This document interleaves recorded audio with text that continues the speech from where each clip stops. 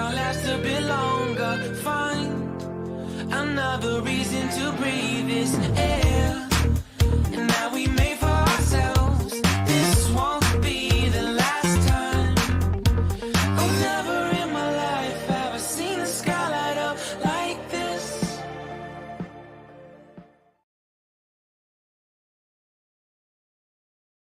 There are times in my life as a journalist, I've had some very strange experiences and some very challenging ones. But some I come away feeling really great. And thank God I'm in the profession I am so that I can experience such wonderful moments. And I had such a wonderful moment couple of weeks ago. And because of lockdown, we had to do it on Zoom. There's no way that I could fly to New York, where a young group of people, sometimes people would call them challenged people, but they were bright and they were feisty and they were great and they wanted to know what made a journalist tick. Ha! Easy stuff, I thought. Well, you watch this lot. You watch this lot have a go at me and find out what it's all about. They were terrific, and it was a wonderful, wonderful occasion. So join me now with this group of young people scattered over the United States, but brought together by the power of electronic media to New York, just so they could talk to me. I recognize the scarf. I don't recognize the face. Always take something, your hat, your scarf, earrings, necklace, a cane, or whatever, to set you apart. And that way, people will remember what you say. They might not remember the face, but they do remember that they associate things with the bits and pieces. So that if you become a presenter, my recommendation is find something that sets you apart. Okay, thank you, Keith. All right, the mooch.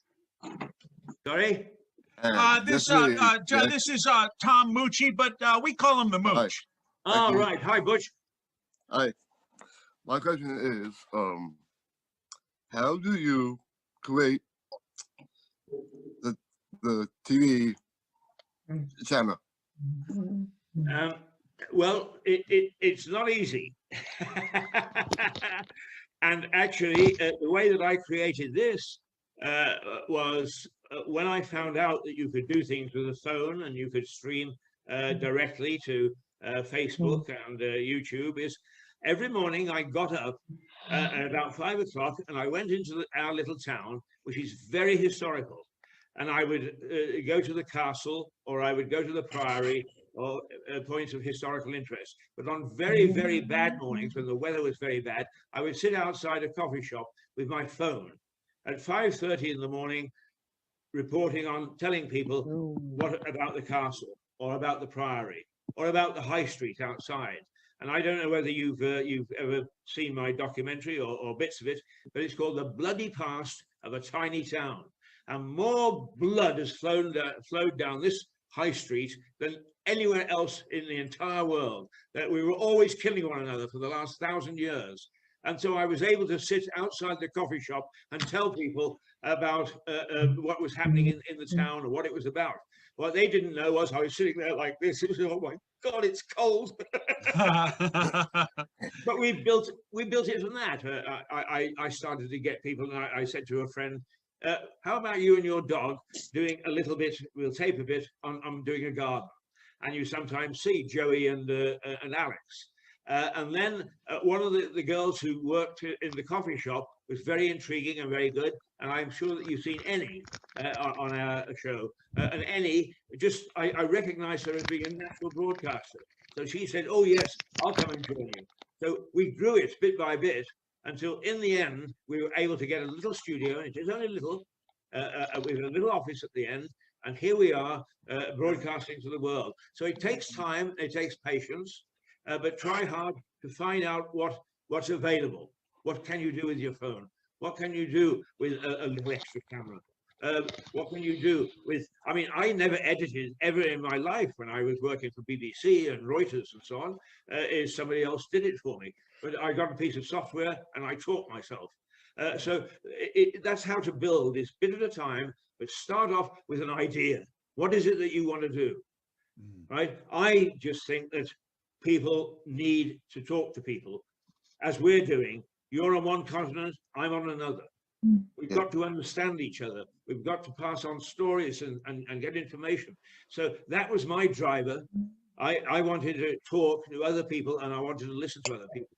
But it may be with you, what you want to do is to sing, you know, or to recite poetry or whatever. Do your thing. Do what you're comfortable with. Do what you want to do and you feel good about. Well, Wow. what we've been cultivating over here, and when we get back together, we have a gentleman, you might see his thing, says Michael Winters, who has 4 cameras, and we're going to put microphones, and we're going to do the Happy Chat show. And our show is to interview our people, some of our staff, the guys that you see on the screen have some pretty extraordinary talents. Jack, can I go One next? second, Tammy. Please, 1 second, my dear darling. I have created a character with these guys' permission of Basil Tiberius Headington, 8th Earl of Sandwiches. And I am going to be interviewing our talented staff. If you see Crystal, who asked you the question, she's an amazing rapper.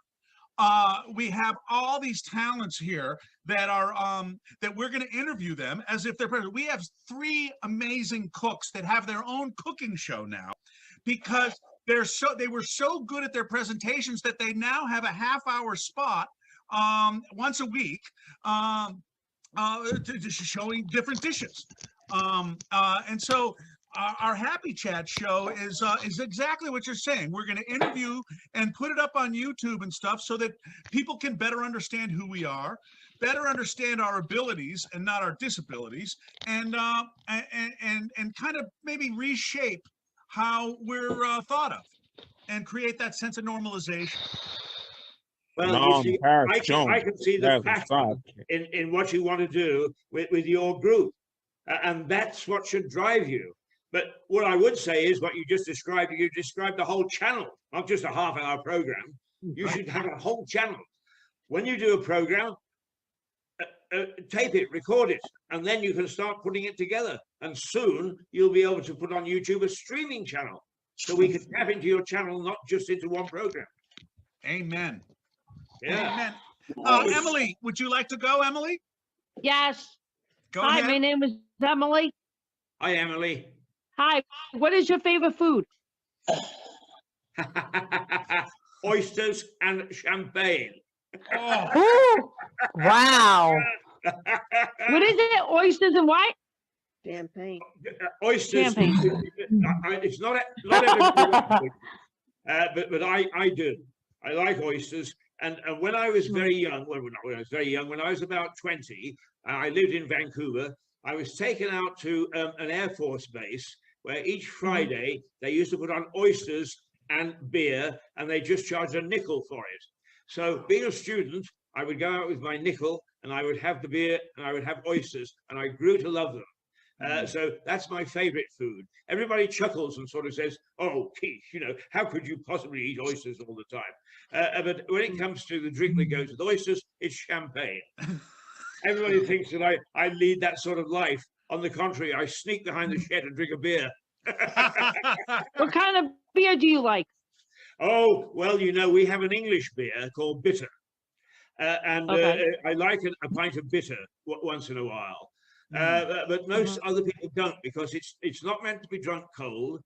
It's meant to be drunk room temperature, and it's got a funny flavor about it, which is very English.